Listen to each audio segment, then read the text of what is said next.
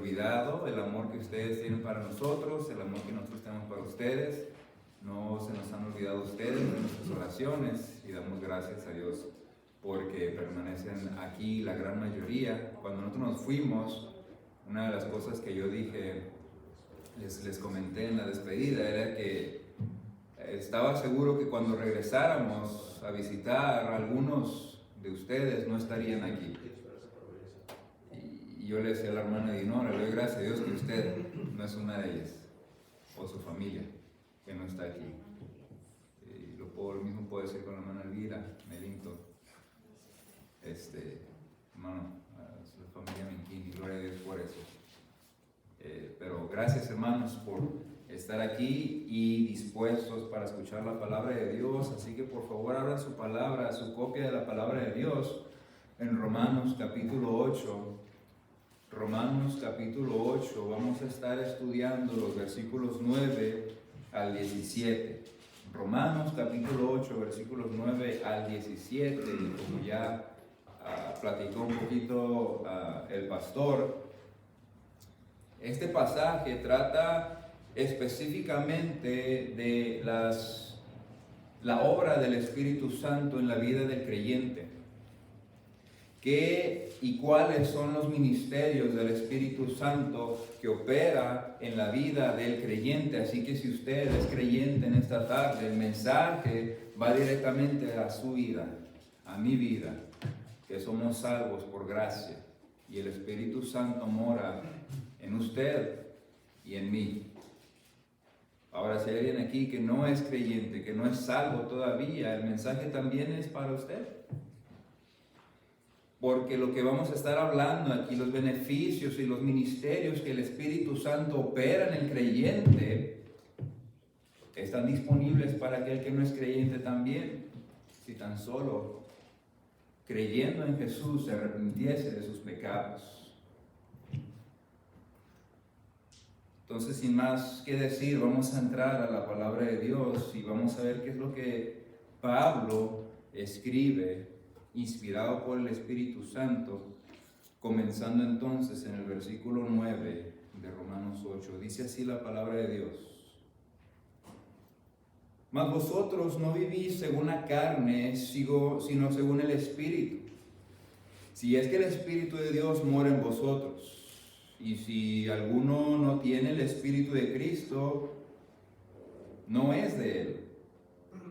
Pero si Cristo está en vosotros, el cuerpo en verdad está muerto a causa del pecado, mas el Espíritu vive a causa de la justicia. Y si el Espíritu de aquel que levantó de los muertos a Jesús mora en vosotros, el que levantó de los muertos a Cristo Jesús vivificará también vuestros cuerpos mortales por su Espíritu que mora en vosotros. Así que, hermanos, deudores somos, no a la carne, para que vivamos conforme a la carne, porque si vivís conforme a la carne, moriréis. Mas, si por el Espíritu hacéis morir las obras de la carne, viviréis. Porque todos los que son guiados por el Espíritu de Dios, estos son hijos de Dios. Pues no habéis recibido el espíritu de esclavitud para estar otra vez en temor, sino que habéis recibido el espíritu de adopción por el cual clamamos, Abba Padre. El Espíritu mismo da testimonio a nuestro espíritu de que somos hijos de Dios y si hijos, también herederos de Dios y coherederos con Cristo, si es que padecemos juntamente con Él, para que juntamente con Él seamos glorificados. Esta es la palabra de Dios, hermanos. Y yo sé que acabamos de leer algo que parece un trabalenguas, pero vamos a desempacar lo que dice este pasaje y nos daremos cuenta, hermanos, si mi propósito en esta tarde, con este pasaje que estamos viendo en esta tarde, es acorralarlo a usted, esquinarlo a usted. No porque yo lo quiera decir, sino porque la palabra de Dios en esta tarde nos va a confrontar a cada uno de nosotros. ¿Por qué? En el contexto inmediato de este pasaje, lo que Pablo acaba de hacer es que él acaba de plantear.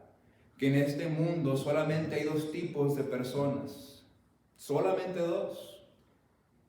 Y mientras desarrollamos el sermón, voy a hacer más de una vez, más de dos veces esta pregunta, que le haré en unos momentos. Pero acaba de plantear Pablo que solamente hay dos tipos de personas en este mundo. Aquellas que ponen su mente en las cosas de la carne. En la versión Reina Valera habla de aquellos que se ocupan de las cosas de la carne.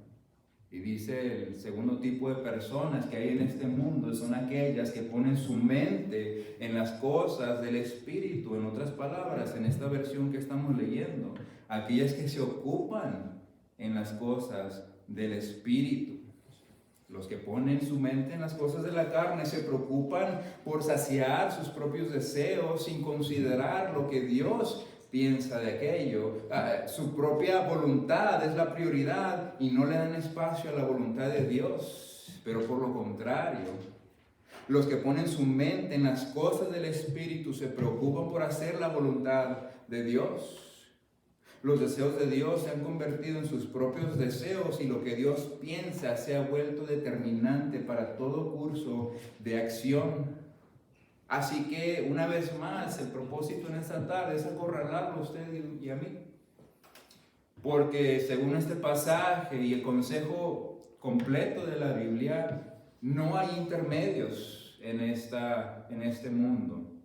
Solamente hay dos tipos. Aquel que pone su mente en las cosas del Espíritu y aquel que pone su mente en las cosas de la carne. Y mi pregunta para usted es esta: ¿cuál de ese tipo de personas es usted? ¿La que pone su mente en las cosas del Espíritu y por lo tanto las cosas de Dios son su mayor interés? ¿O aquella que pone su mente en las cosas de la carne y por lo tanto las cosas que a usted le agradan son primordiales en su vida? Y bueno, aquí estamos rodeados de predominantemente cristianos, ¿verdad? Así que aquel que es cristiano pudiera asumir que porque usted es de Cristo, bueno, automáticamente usted va a tener su mente puesta en el Espíritu. Pero hermanos, la Biblia nos presenta un dilema existencial en la vida del creyente. Una aparente dicotomía en la vida del cristiano que ya ha sido regenerado por el Espíritu Santo. Desde luego, vemos en 1 Corintios 2, versículo 16, cómo Pablo nos dice que aquellos que hemos sido regenerados, que aquellos que hemos sido salvos por la gracia de Dios, dice Pablo, tenemos la mente de Cristo. Y déjeme decirle, de más está decir, que esta mente de Cristo es una mente que por lógica está puesta en las cosas del Espíritu. Pero, hermanos, al mismo tiempo, el mismo Pablo que escribió ese pasaje en los Corintios, escribió también en Romanos 7, versículo 15, lo siguiente: lo que hago, no lo entiendo, pues no hago lo que quiero, sino lo que aborrezco, eso hago. Versículo 19 dice: porque no hago el bien que quiero, sino el mal que no quiero, eso hago. Y más adelante él dice de sí mismo: miserable de mí, ¿quién me libertará de este cuerpo de corrupción? Y con esto, hermanos, vemos cómo la Biblia expresa que en el individuo que ha sido regenerado, que ha sido salvo por gracia, tiene una mente que por un lado dice que su hombre interior se deleita con la ley de Dios, pero al mismo tiempo en el hombre exterior, en otras palabras, su carne se deleita en el pecado.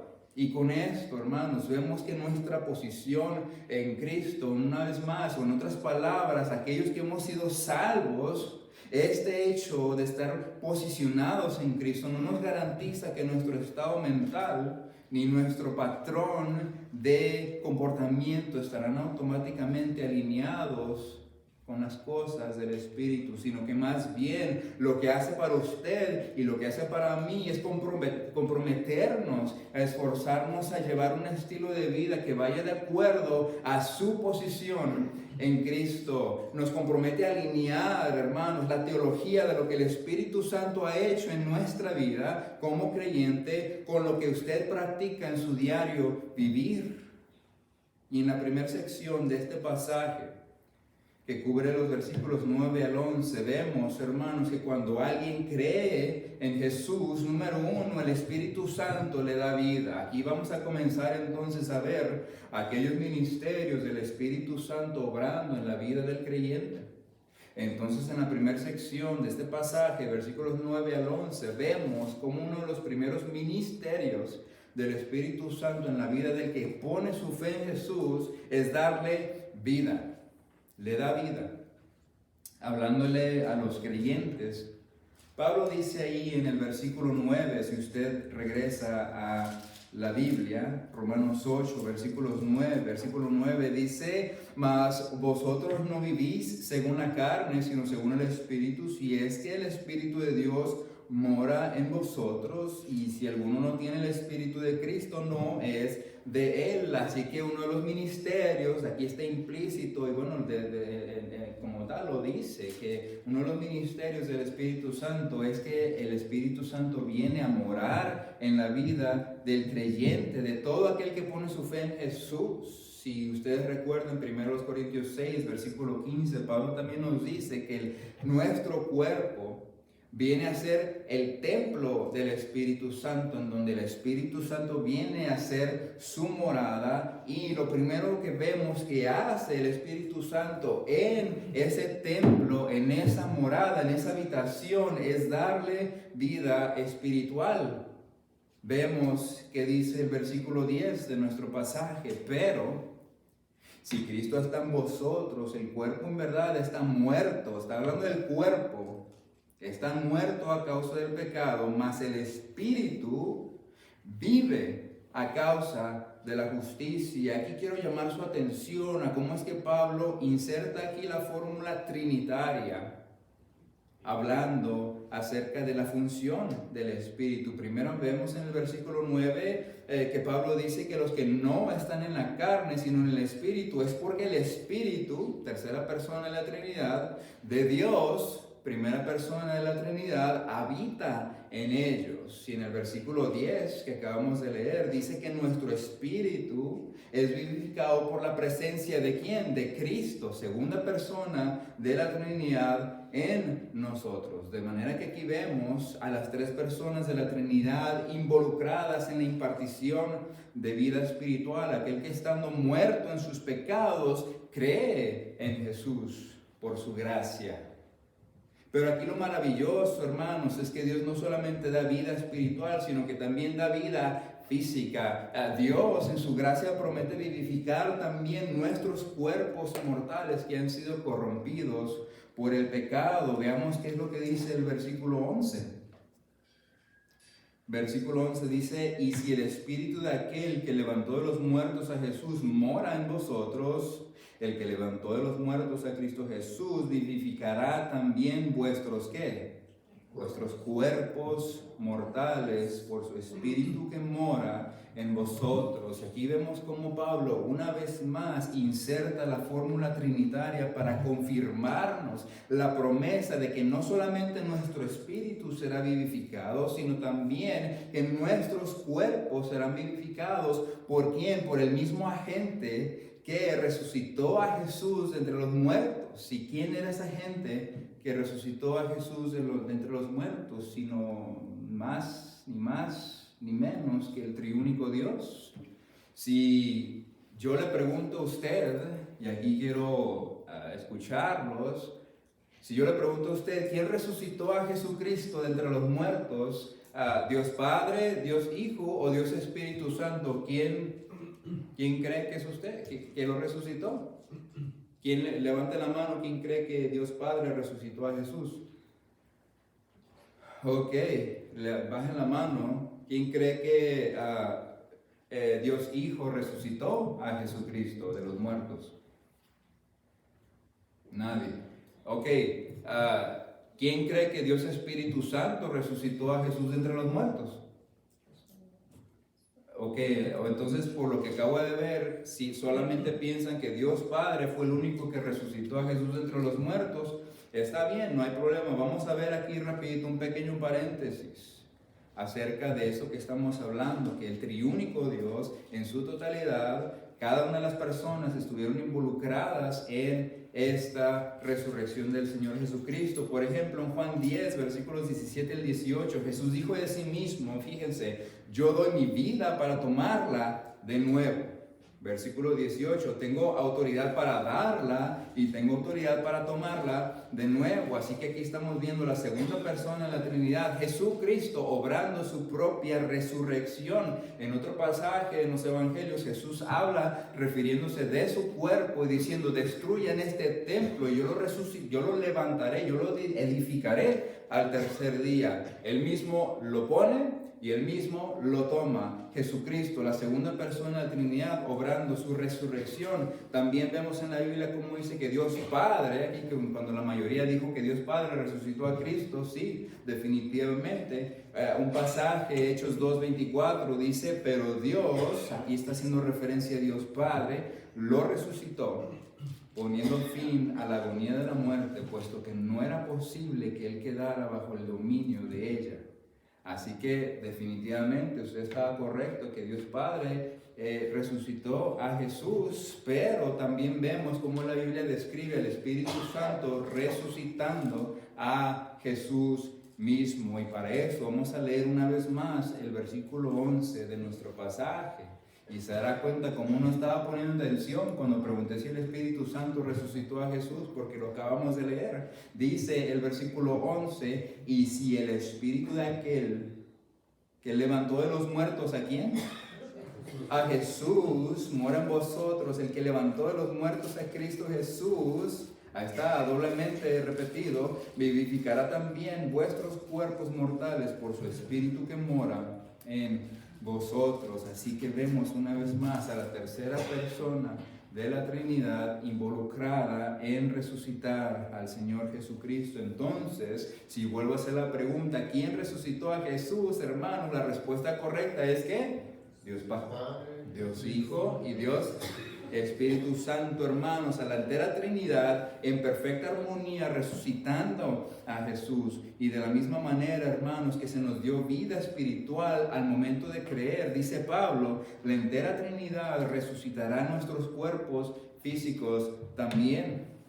Entonces ya vimos que número uno de los primeros asignamientos del Espíritu Santo es venir a ser morada en la vida del creyente e impartirle vida espiritual al creyente. Y número 2, vemos en los versículos 12 al 14, esta es la segunda sección, cómo es que Pablo nos demuestra que, número 2, nuestro estilo de vida apunta a nuestro destino. Nuestro estilo de vida apunta a nuestro destino. Y déjeme agregarle nuestro destino eterno. Y es que, hermanos, esta nueva vida que se nos ha dado en Cristo trae consigo responsabilidades, trae consigo deberes, trae consigo estándares que nosotros debemos cumplir a todos los que profesamos ser salvos por gracia. No se nos da una vida nueva para regresar a nuestra vieja manera de vivir, como cuando estábamos muertos en nuestros delitos y pecados. Hubo un predicador muy famoso del siglo XIX, Martin Lloyd-Jones se llama, pero él antes de ser predicador era un doctor muy exitoso. Él tenía una carrera exitosísima. Pero él, en su momento dado, por la soberanía de Dios, recibe el llamado a ser predicador del Evangelio. Y él luchó por aproximadamente 2 años para ceder a ese llamamiento. Y en esa lucha, cuando él ya por fin cedió a la voluntad de Dios, él dijo lo siguiente, fíjense una vez más, él era doctor, ¿okay? Él operaba, él sanaba gente. Dijo lo siguiente este predicador: durante toda mi vida profesional me he dedicado a salvar vidas y sanar enfermos solamente para que regresen a su vida de pecado y terminen en el mismo estado de condenación eterna. Ahora Me voy a dedicar a salvar almas y sanar almas corrompidas por el pecado para ser restauradas en Cristo.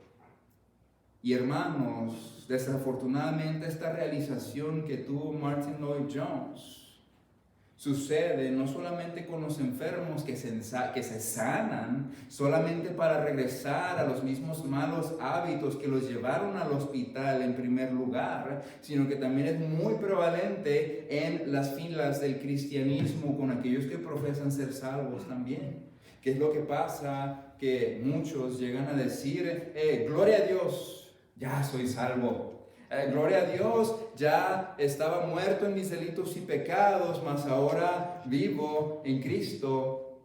Y otras cosas que dicen en términos cristianos, pero su vida, su estilo de vida sigue oliendo a muerto. Su estilo de vida sigue oliendo a sepulcro abierto. Sus labios todavía arrojan veneno de serpiente, como dice ahí en Romanos 3. E ignoran que los que han sido vivificados por el Espíritu fuimos llamados a caminar en santidad de vida, a caminar en novedad de vida. Fuimos dados vida, vimos en el primer punto, y en esa vida fuimos llamados con un llamamiento especial, como vemos en unos pasajes atrás de nuestro pasaje. Por ejemplo, en Romanos 6, versículo 4, aquí está en el mismo contexto de nuestro pasaje. Estamos viendo Romanos 8 y tan solo 2 capítulos atrás, fíjense lo que Pablo le dice a los romanos. Romanos 6, 4, hemos sido sepultados con él por medio del bautismo para muerte, a fin de, cuando vemos ese a fin de, esa es una cláusula de propósito. ¿Por qué fuimos sepultados nosotros con Cristo? Dice a fin de que como Cristo resucitó de entre los muertos por la gloria del Padre, así también nosotros andemos en novedad de vida. Una vez más, fuimos dados vida en Cristo. Entonces andemos en novedad de vida. En otro pasaje más adelante, en ese mismo Romanos 6, en el versículo 22, Pablo agrega otra capa, ¿verdad?, de expectativas para el nuevo creyente. Dice Pablo en el versículo 22, habiendo sido libertados del pecado y hechos siervos de Dios, tenemos por fruto, aquí está, ese es el propósito, eso es lo que se espera de ti, cristiano, la santificación y como resultado la vida eterna. Si ven, antes de la vida eterna se espera del cristiano que tenga frutos de santificación. No es que somos salvos y de inmediatamente, no pasa nada en mi vida cristiana, o sigo viviendo como muerto antes, como estaba antes, sino que tenemos por fruto la expectativa de Dios es caminar en santidad de vida. Si ven, hermanos, son una contradicción andando aquellos que con su boca profesan ser salvos, profesan ser hijos de Dios, pero sus actos muestran una carnalidad que apesta. Eso, hermanos, no debe ser así. Hemos sido dados vida por el Espíritu Santo. Entonces las expectativas es caminar de acuerdo a esa nueva vida en Cristo. Vean qué dice el versículo 12 de Romanos 8. Continuamos con nuestro pasaje. Así que, hermanos, deudores somos, no a la carne, para que vivamos conforme a la carne. Si ven, hermanos, ahí termina el versículo 12, pero en los siguientes versículos Pablo nos demuestra de quién sí somos deudores. Se está diciendo en el versículo 12, miren, están en el Espíritu, entonces ya ustedes no le deben nada a la carne. Ya no son deudores de la carne para vivir conforme a la carne. Y los siguientes versículos, entonces Pablo nos demuestra de quien sí somos deudores es de Dios. Y es que, hermanos, en esta nueva vida nos debemos a Dios para ahora vivir conforme al Espíritu. Hermanos, hemos sido librados de la esclavitud del pecado. Cuando estábamos esclavos bajo el yugo del pecado, el pecado era nuestro amo. Estábamos encarcelados por nuestro amo, el pecado. Y como esclavos al pecado, nosotros le debíamos nuestra carne al pecado. Éramos deudores de la carne, nos debíamos solamente aquello que es carnal. Y es más, para agregarle a este estado putrefacto, hermanos, no podíamos hacer otra cosa más que rendirnos ante el pecado y ceder al control de nuestro maestro, nuestro dueño, el pecado, y su control sobre nosotros. Fíjense cómo dice ahí mismo en Romanos 8, versículos 7 y el 8, solamente unos versículos atrás de nuestro pasaje. Dice Pablo: por cuanto los designios de la carne son enemistad contra Dios, porque no se sujetan a la ley de Dios. Y dice, ¿cómo termina diciendo? Ni tampoco no puede.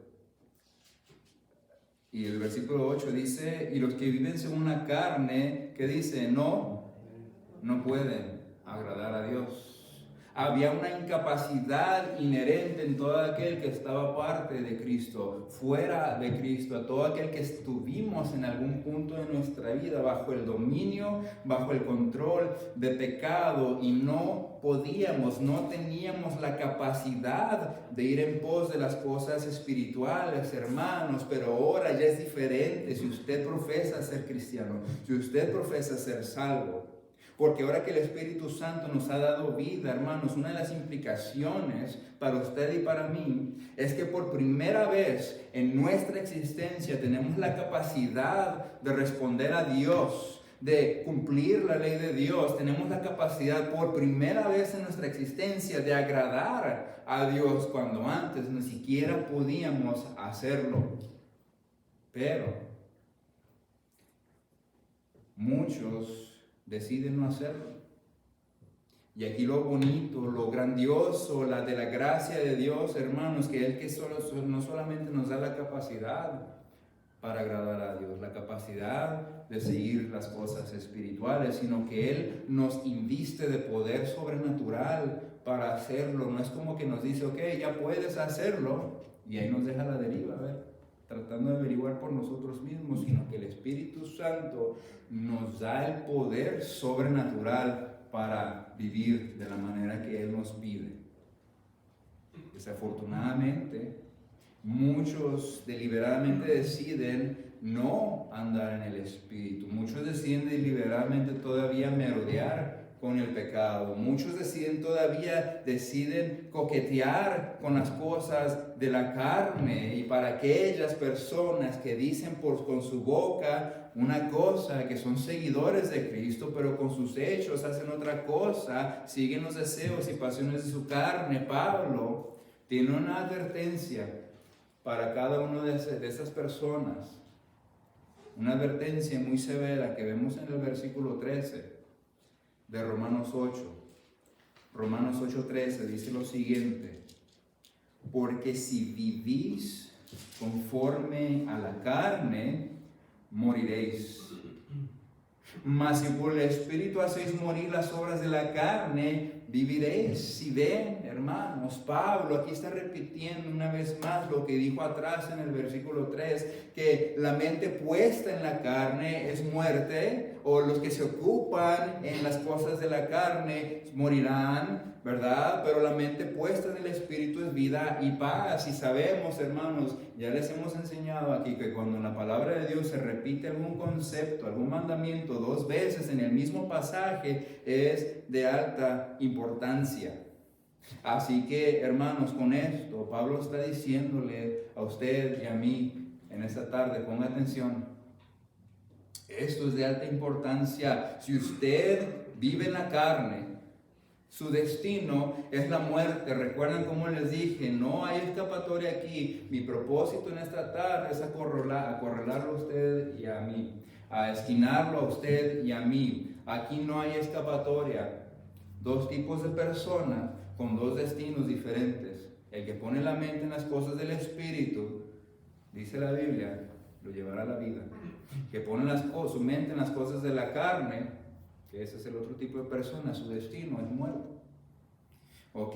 Entonces, hermanos, se repiten estas dos cosas, esta misma cosa dos veces. Entonces es como que Pablo está diciendo, pon atención, hermanos, si tú vives en la carne, tu destino es la muerte. Pero si vives por el Espíritu, tu destino es vida. Y aquí quiero llamar su atención, hermanos. Vamos a hacer otro pequeño paréntesis en cuanto a este versículo, este pasaje como tal. Yo escuché, diría que como 6 mensajes o sermones acerca de este mismo pasaje, simplemente para ver qué tenían que decir otros pastores. A veces somos así, ¿verdad? Los que predicamos, a ver qué dice el otro pastor acerca de este pasaje, ¿verdad? Simplemente por curiosidad, no para robar ideas ni nada, simplemente por curiosidad. Y a mí me llamó la atención cómo ninguno de esos mensajes yo noté que los pastores o predicadores mencionaban las cláusulas condicionales. Cláusulas condicionales que Pablo utiliza aquí para hacer su argumento, y a mí me sorprendió porque estas cláusulas condicionales son claves para su argumento, para su disertación, para su poder de convencimiento, son claves y ninguno lo mencionó, pero aquí vamos a mencionarlo.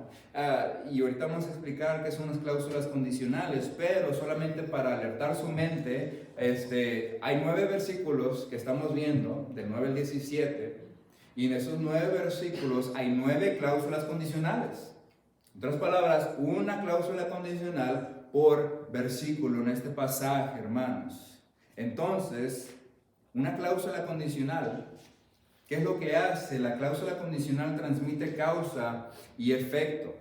Una cláusula condicional comunica que si algo que estoy diciendo es verdadero, lo siguiente, por definición, tiene que ser verdadero también. Por ejemplo, todos ustedes conocen a nuestro hijo Junior, ¿verdad? Él está chiquito, tiene 3 años de edad, pero él está orgulloso de no ser un bebecito, ¿verdad? Él le encanta decir que es un niño grande y hace la voz así y dice, oh, yo soy un niño grande, ¿verdad? Pero otra vez, él se estaba portando mal, estaba haciendo berrinchudo, por más que sus abuelos no lo crean, por más que su nana y su tía no lo crean, se estaba portando mal, estaba haciendo berrinchudo, ¿verdad? No se quería lavar las manos. Entonces, yo lo que le dije, escuchen aquí la cláusula condicional, miren, Junior,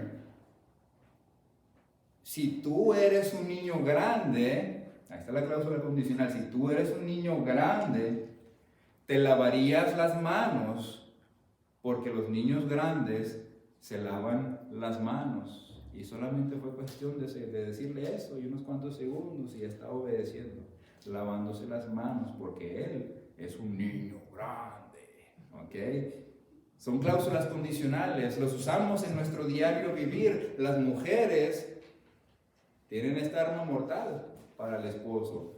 ¿Qué es lo que dicen las mujeres? Es una cláusula condicional. Si tú me amaras, harías esto por mí. Está poniendo la carita así. Si tú me amaras, ¿verdad? Y así nos reímos a veces, pero mira, cuando mi esposa a mí me dice eso, o sea, ese es una llamado, una alerta para mí para actuar.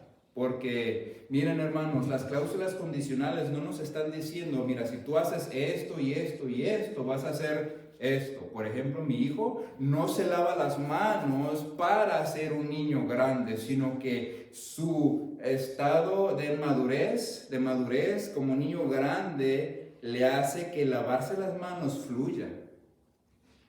¿Okay? Si yo amo a mi esposa y ella me pide, puedes sacar la basura, puedes meter los trastes a la lavadora, puedes hacer esto, mi estado de amor para ella me hace actuar de cierta manera, ¿ok? No me pongo a lavar los trastes para amarla, ¿ok?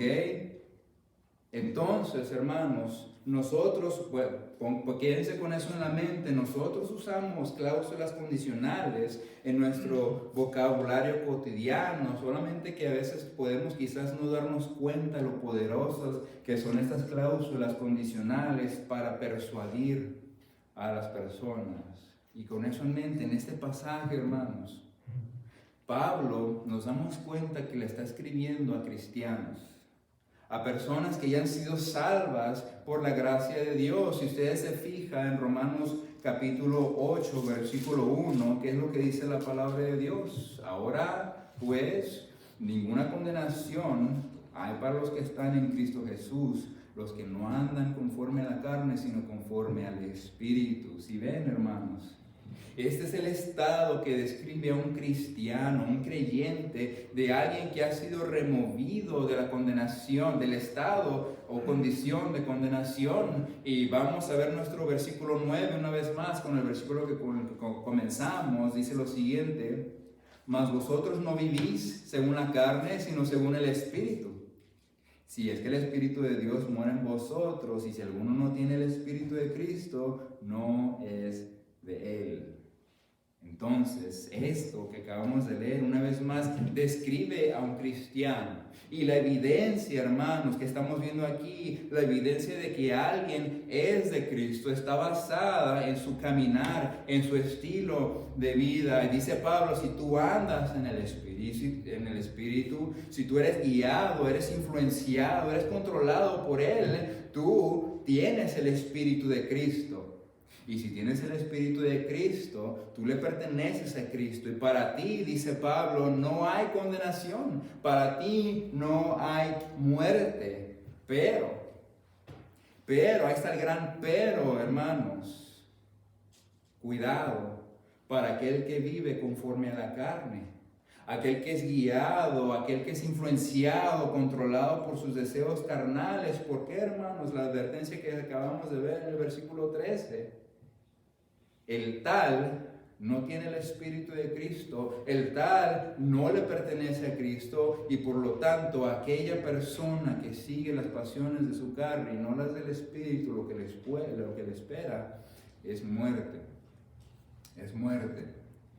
Y aquí mi pregunta para usted en esta tarde, primero, recordarle a la pregunta inicial: ¿qué tipo de persona es usted? ¿La que sigue y anda y pone su mente en las cosas del Espíritu, o aquella persona que pone su mente en las cosas de la carne? Si pone su mente en las cosas del Espíritu, usted le espera la vida eterna. Si usted pone su mente en las cosas de la carne, usted le espera la muerte. Pero aquí mi pregunta segunda sería: ¿a qué tipo de muerte se está refiriendo Pablo en este pasaje, en este versículo en específico? ¿A qué tipo de muerte se está refiriendo Pablo? ¿Qué dijo, hermano? Ok, ¿alguien más tiene algo más? ¿Muerte espiritual o muerte física?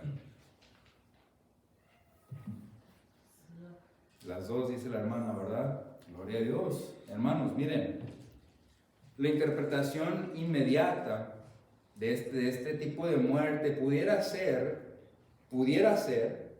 que Pablo se está refiriendo a la muerte física. Okay, puesto que ya hemos establecido o determinado que Pablo le está escribiendo a creyentes. Él está escribiendo a personas que ya han sido salvas y por lo tanto ya tienen la vida eterna. Entonces por eso digo, pudiera ser que fuera física. Y de hecho estaba leyendo un comentario, una vez más, yo leo comentarios para ver qué es lo que otras personas que ya tienen más experiencia que yo tienen que decir acerca de este pasaje. Pero nosotros no nos guiamos por lo que dice el comentario, sino que lo que dice la palabra de Dios, de acuerdo a su contexto, la interpretación y la gramática y todas estas cosas. Pero dice este comentarista, ¿verdad? Él asume que Pablo se debe estar refiriendo a que los cristianos que deciden seguir las pasiones y deseos de la carne comúnmente se involucran en actividades riesgosas que pueden provocarles una muerte prematura. Y bueno, yo digo aquí, bueno, es una interpretación un tanto cuanto creativa, ¿verdad? Quizás hasta convincente hasta cierto punto. ¿Por qué? Porque el Espíritu Santo, por lógica, no va a llevarme a mí como hijo de Dios a involucrarme en actividades tan peligrosas, tan riesgosas que pongan mi vida en juego, ¿verdad? Entonces digo, bueno, pues pudiera ser, ¿verdad? Pero una vez más, esta interpretación y lo que los otros mensajes que escuché acerca de este pasaje ignoran es la gramática que Pablo está usando, específicamente las armas especiales que está usando Pablo aquí, que son las cláusulas condicionales. Las cláusulas condicionales, hermanos, hace unos momentos les expliqué cuáles son las cláusulas condicionales, pero a manera como usted y yo comprendemos las cláusulas condicionales. Les dije que una cláusula condicional comunica causa y efecto, que si lo que estoy diciendo es verdadero, lo siguiente también tiene que ser verdadero, pero ese es en nuestro español. Pablo está escribiendo en el griego, y en el griego, hermanos, en la gramática, el lenguaje griego es diferente. Ustedes y yo solamente tenemos una manera de entender una cláusula condicional. En el lenguaje griego hay cuando menos 3 tipos o 3 diferentes clases de cláusulas condicionales para él presentar un argumento, y sin entrar, hermanos, a los distintivos de la gramática griega, Pablo está usando la cláusula condicional de primera clase. De los 3 tipos, Pablo está usando la primera, de manera que lo que está haciendo Pablo, él está postulando todas estas cláusulas condicionales que vemos en nuestro pasaje a manera de hipótesis. En una hipótesis, si usted no sabe, hermanos, en una hipótesis se asume que algo es cierto hasta que se compruebe lo opuesto. ¿Okay? Eso lo usan mucho en los procesos científicos. Una hipótesis. ¿Okay? Se asume que algo es cierto hasta que se compruebe lo opuesto. En otras palabras, hermanos, aplicándolo a nuestro pasaje, a través de estos versículos, Pablo ha estado asumiendo, hermanos, que su audiencia posee el Espíritu Santo, que su audiencia ya le pertenece a Cristo. Pero, hermanos, si hay algo que comprueba lo contrario, es el estilo de vida que cada uno que profesa ser lleva a cabo. Así que si sus frutos, si sus acciones, si sus obras continuamente manifiestan carnalidad, lo más probable es que usted no posee el Espíritu Santo, que usted no es de Cristo. Entonces, hermano, la advertencia que le recuerdo del versículo 3 es que la muerte le espera, y la muerte aquí que se refiere Pablo es tanto física como espiritual, como dijo nuestra hermana ahí atrás. Tanto física como espiritual, porque todos, 10 personas de 10 personas mueren físicamente, pero la Biblia habla de 2 muertes, la muerte segunda, o la segunda muerte, que es la muerte espiritual, los que somos salvos por gracia, genuinamente regenerados por el Espíritu Santo, moriremos solamente una vez. La muerte física, aquellos que no le pertenecen a Cristo, no son salvos por gracia, van a morir 2 veces, muerte física y muerte espiritual. Entonces aquí está diciendo Pablo, lo estoy asumiendo, ¿okay? Que mis lectores, que mi audiencia es salvo ya, que los que están recibiendo esta carta escrita a la iglesia de los romanos ya son creyentes. Y dice Pablo con nuestro pasaje, pero lo que comprueba lo opuesto es su manera de actuar, su manera de vivir. Usted profesa con su boca ser salvo, ya pertenecer a Cristo, ser regenerado por el Espíritu Santo. Vamos a comprobar, una hipótesis, vamos a comprobarlo con sus hechos, no solamente con lo que profesa con su boca. Usted vive de una manera carnal, de una manera que caracteriza a un no cristiano. Entonces, hermano, ponga atención a la advertencia, le espera muerte a usted. Y no nomás muerte física, sino muerte espiritual. ¿Por qué? No porque hagamos obras para ser salvos, sino porque nuestra naturaleza, si verdaderamente hemos sido regenerados, de esa naturaleza regenerada fluirán las buenas obras, las obras piadosas que Santiago habla. Muéstrame tu fe, ¿verdad? Dice, yo te mostraré mi fe por mis obras. Tú dices que eres cristiano, tú dices que crees en Jesús, pero tus obras lo dicen algo completamente diferente. Dice Pablo, dice Santiago, esa fe es muerta. Yo te mostraré mi fe por mis obras.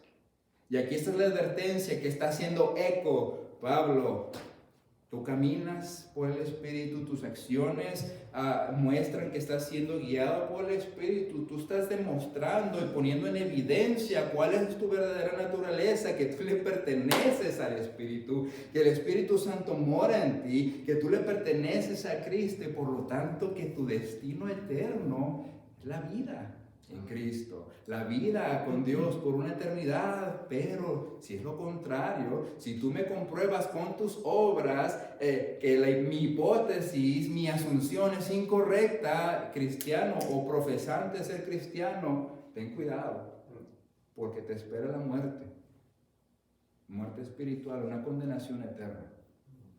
Entonces, una vez más, les vuelvo a repetir qué tipo de persona es usted. No hay intermedios. Si ustedes recuerdan en la palabra, ahí en Apocalipsis, cómo Jesucristo condena a la iglesia que es tibia. Dice, yo preferiría que tú fueras fría. Pero por cuanto no eres ni caliente ni fría, sino que eres tibia, te vomitaré de mi boca. Dios rechaza al que está en el intermedio. Definitivamente rechaza al que no es de Cristo, pero está diciendo, tú que estás vacilando entre dos pensamientos, tú que estás merodeando todavía con la carne y con las cosas espirituales, yendo a la iglesia y eso, poniendo ahí, ¿verdad? Poniendo tu carita de cristiano, pero tu vida está mostrando otra cosa diferente. Ahí está la advertencia. Quiero acorralarlos, hermanos, quiero esquinarlos a verdaderamente examinar su vida, porque estamos hablando de la eternidad aquí. No solamente de vivir una vida tranquila y a gusto y lo mejor en esta vida, sino estamos hablando de la eternidad. Si hay algo que comprueba lo contrario, es el estilo de vida que cada uno que profesa ser lleva a cabo, hermanos. ¿Qué tipo de persona es usted? ¿La que es guiada por el Espíritu o la que es guiada por la carne? Examínense, hermanos.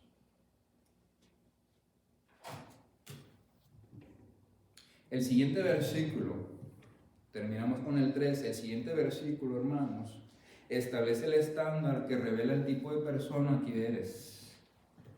Establece el estándar, porque a veces nos quedamos, pero es que yo no sé, yo quiero saber cómo puedo medir si mi vida está siendo guiada por el Espíritu, o si yo soy del Espíritu, si no soy del Espíritu. ¿Qué es lo que dice el versículo 14? Romanos 8, versículo 14, dice lo siguiente: porque todos los que son guiados por el Espíritu de Dios, estos son hijos de Dios. Si ven, hermanos, aquí lo que está diciendo Pablo es que quien guía tu vida revela de quién eres hijo.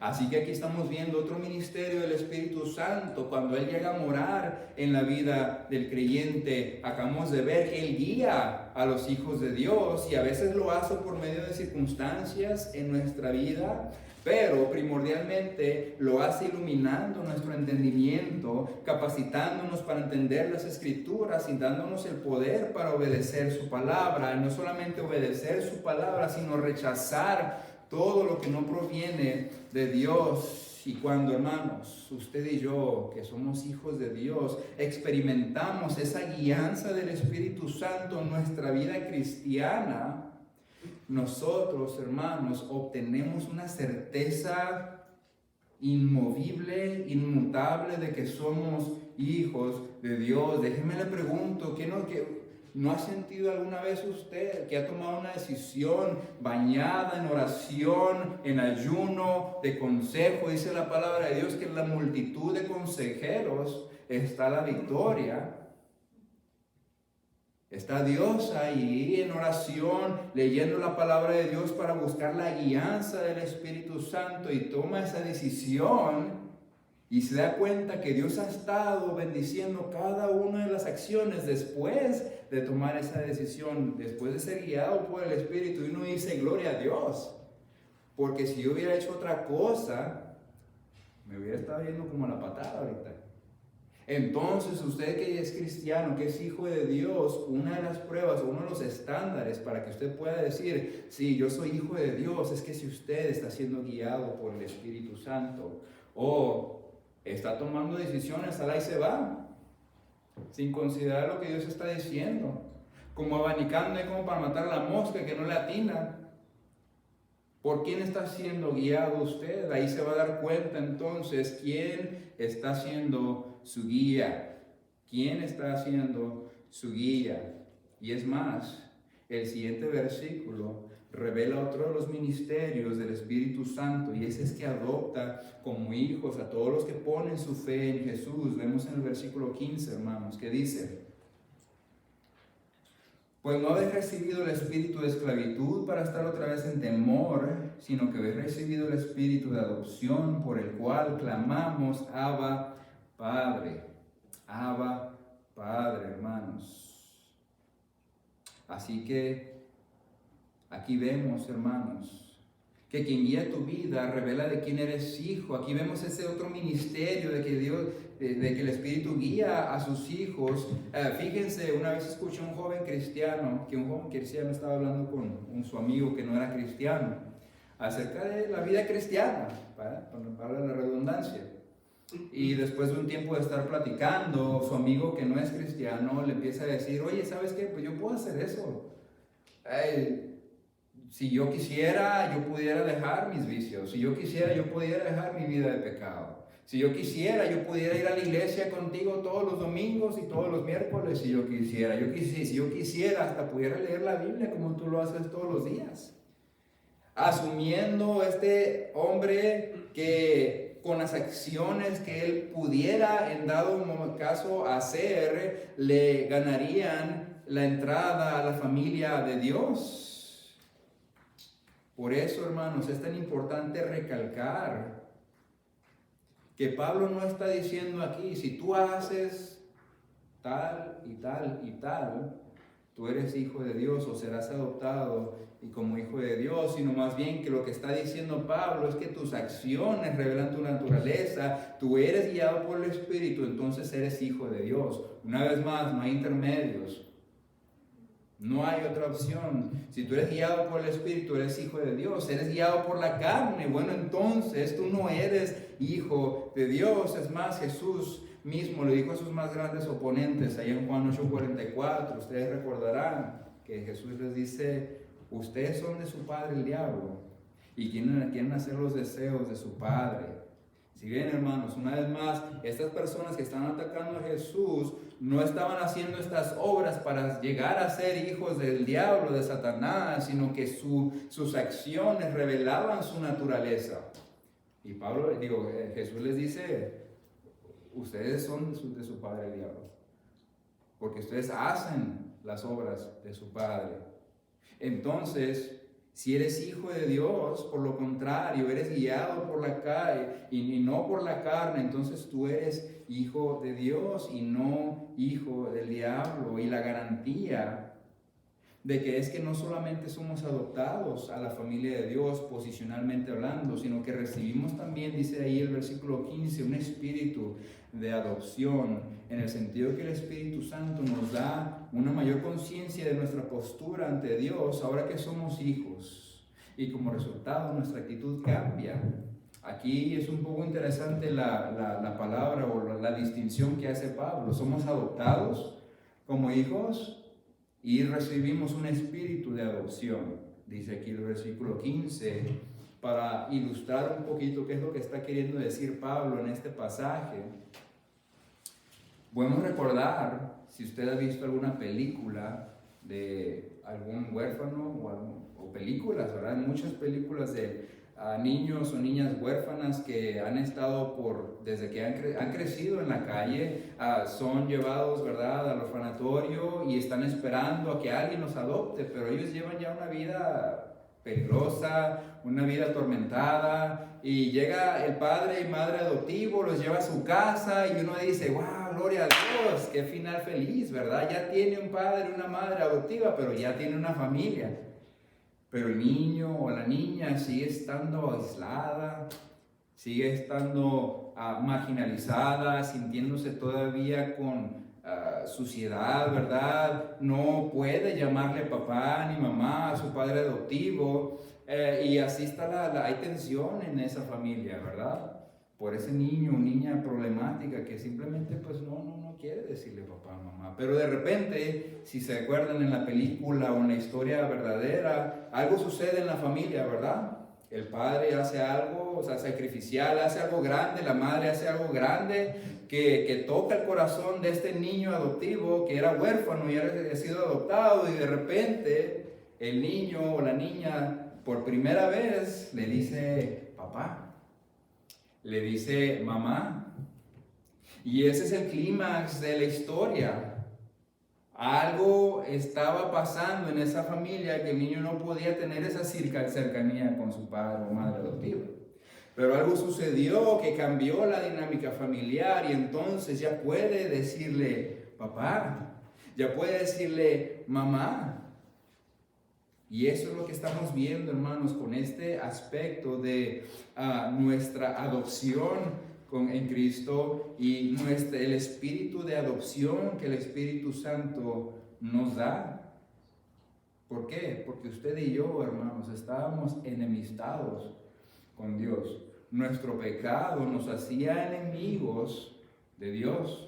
Estábamos apartados de Dios. La Biblia dice que por cuando todos pecaron y están destituidos, alejados, apartados de la gloria de Dios. Esa era nuestra condición, pero somos, por fe, recibimos esa fe, ese don de la fe, creemos en Jesús, somos adoptados a la familia de Dios como hijos de Dios.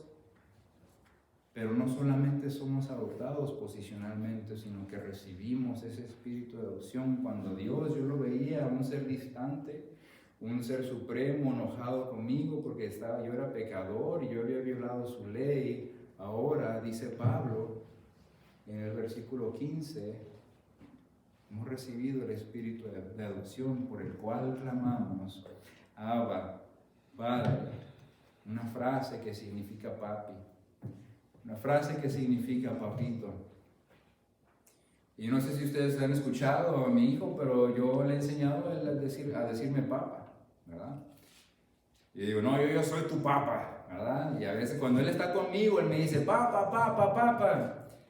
Pero cuando, con la influencia de mi esposa, pues mi esposa le dice papi a su papá.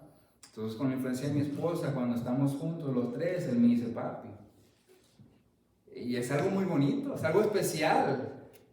Como que mi corazón se enternece cuando me dice papi, ¿verdad?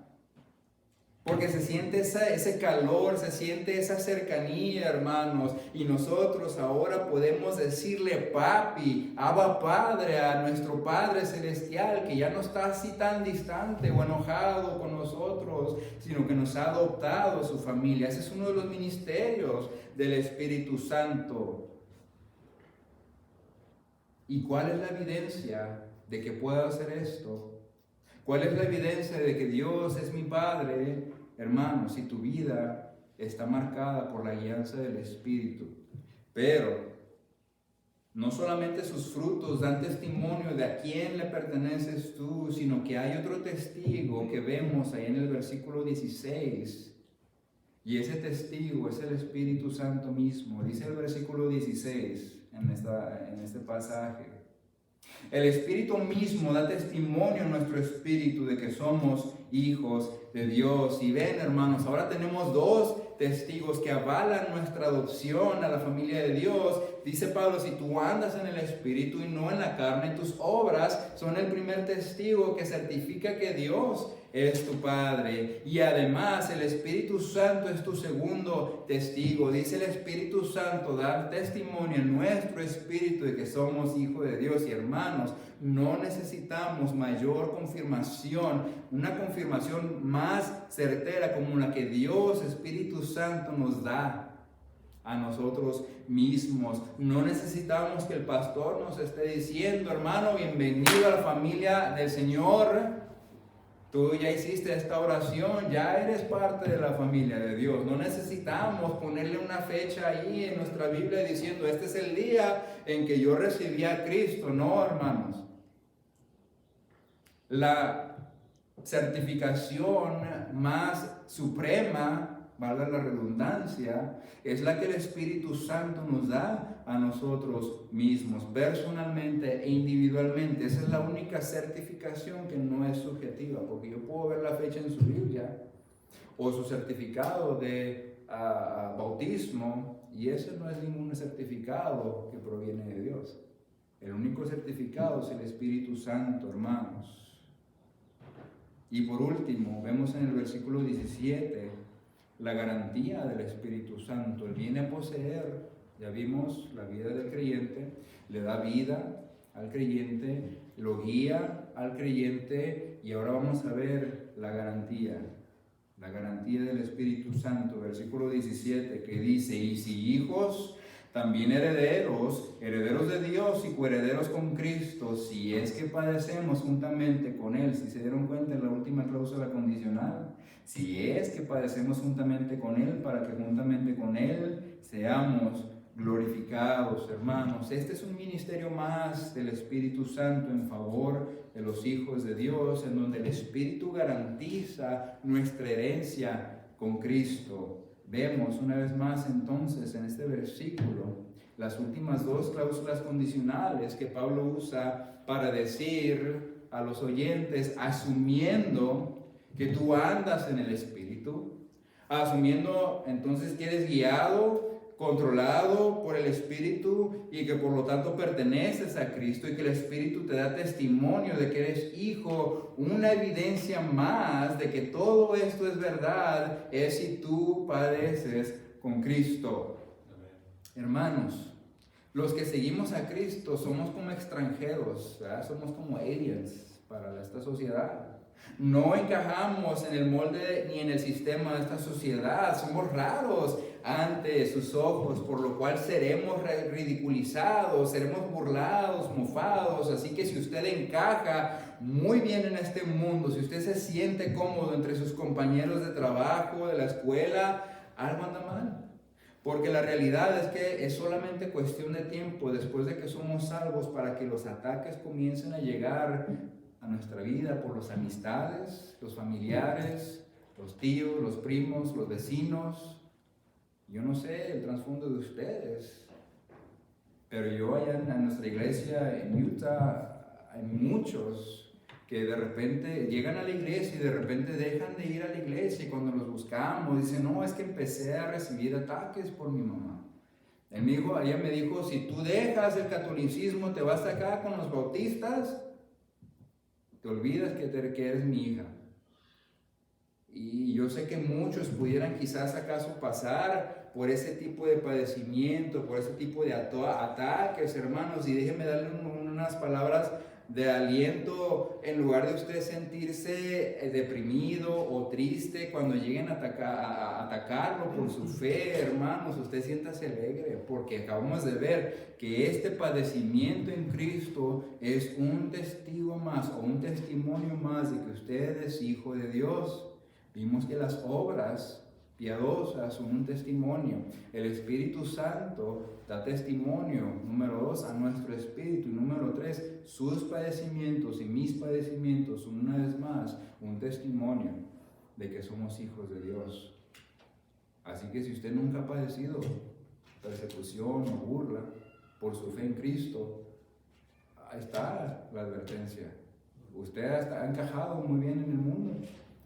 Si usted nadie le está diciendo: ay, vas otra vez ahí a la iglesia y te vas a poner bien vestido y todo, oh, vamos a la fiesta, no, es que tengo esta actividad en mi iglesia, o calladita, mejor no dice nada, no puedo.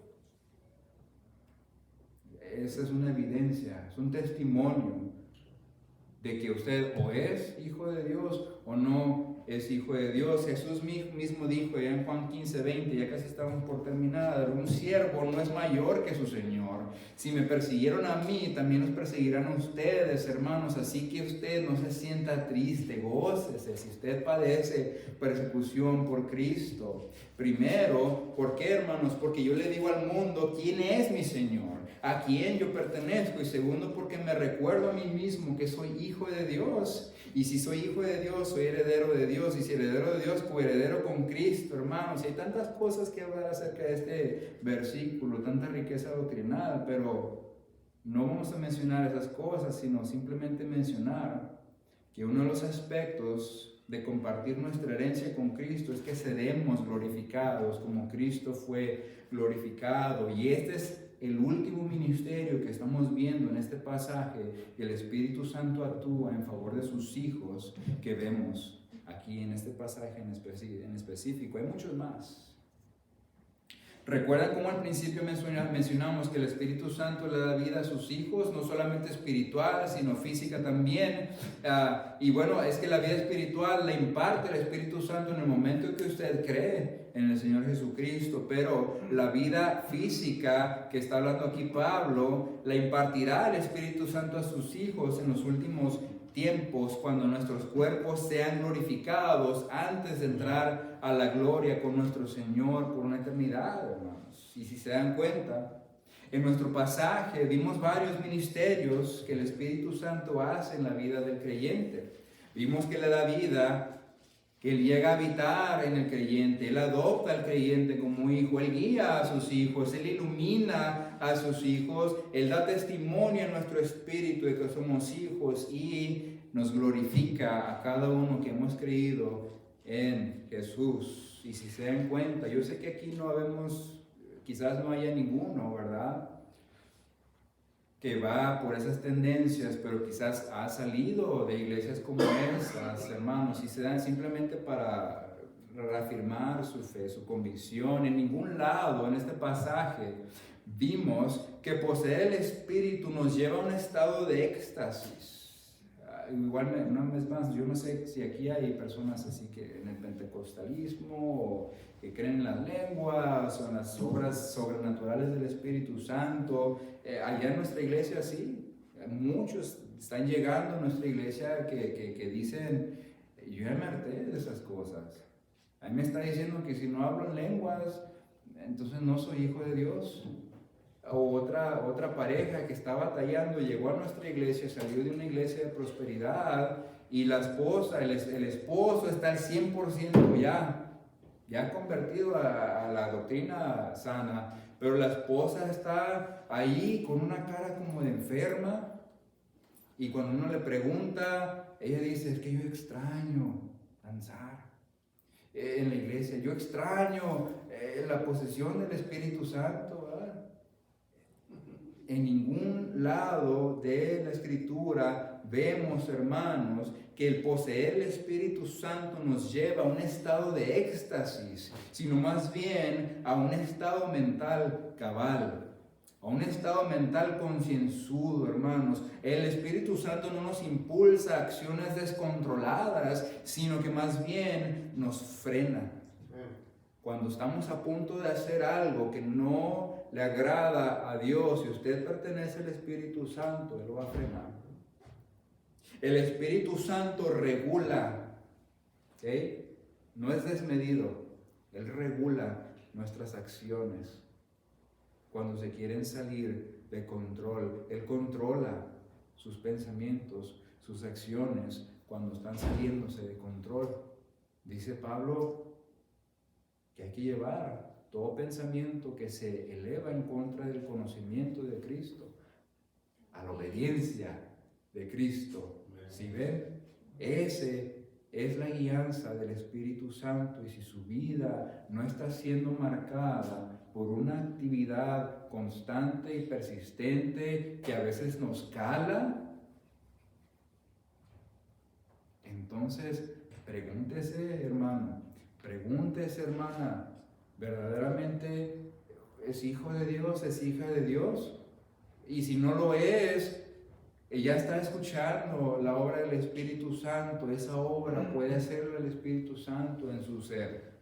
Solamente necesita usted creer en Jesús y arrepentirse de sus pecados. La promesa está ahí, que todo aquel que cree tiene vida eterna.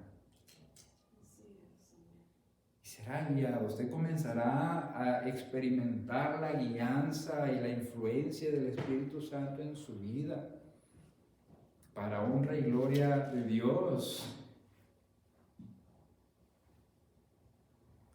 Hay muchos cristianos apagados, sí. Quizás puede ser, ¿verdad?, que simplemente no entendían la obra del Espíritu Santo en la vida del cristiano. Acabamos de ver cuando menos 6 o 7 ministerios del Espíritu Santo en la vida del cristiano. Entonces puede ver entonces ahora, yo no estoy siendo guiado, vamos a ver qué es lo que dice la palabra de Dios, porque el Espíritu Santo guía a través de la palabra, ¿ya?, de la oración. Yo no sé si estoy siendo guiado por mis pasiones, mis deseos de la carne. Bueno, es muy sencillo. ¿Qué tan seguido lees tu Biblia? ¿Qué tan seguido oras? ¿Qué tan seguido no nomás vienes a la iglesia, sino que están tus oídos prestos para oír y obedecer? Arrepentirte cuando eres confrontado con el pecado en lugar de enojarte. Yo no sé si estoy siendo tibio. Eso es un indicativo que estás tibio.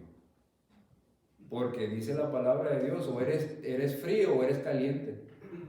Y aquí acabamos de ver una vez más en este pasaje solamente 2 tipos de personas: aquel que sigue al Espíritu, pone su mente en las cosas del Espíritu, aquel que pone su mente y se ocupa en las cosas de la carne. No hay intermedios.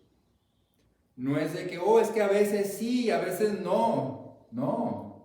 Tampoco significa que tu vida va a ser perfectamente santificada en esta tierra, porque ya vimos, hay un dilema existencial en el cristiano. El hombre interior se alegra y se deleita en la ley de Dios, pero el hombre exterior se deleita en el pecado. Aquí la cuestión no es si llevas una vida perfecta de santificación en este mundo, sino quién está ganando más batallas. Tu hombre interior, que ya ha sido regenerada por el Espíritu, o tu hombre exterior, que sigue atada, amando las cosas de este mundo. La pregunta está ahí, hermanos, y que Dios nos ayude. Vamos a orar. Bendito Dios y Señor, te damos gracias por tu palabra que es tan directa, es tan clara. Señor, te pedimos que a todos los que verdaderamente hemos sido llamados y escogidos y justificados y regenerados por tu Espíritu Santo, nos dejes experimentar esa guianza por tu Santo Espíritu.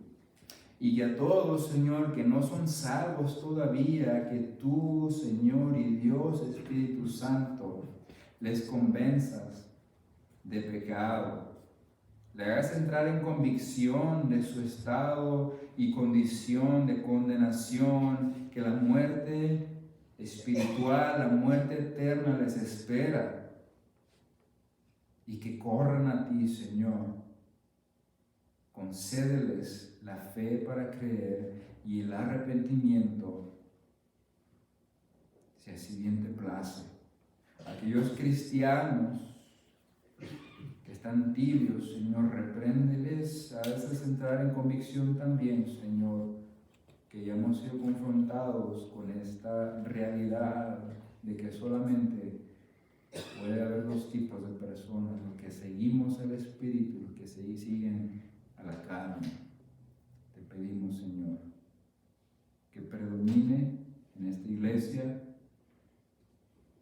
aquellas que siguen las cosas del Espíritu, para honra y gloria de tu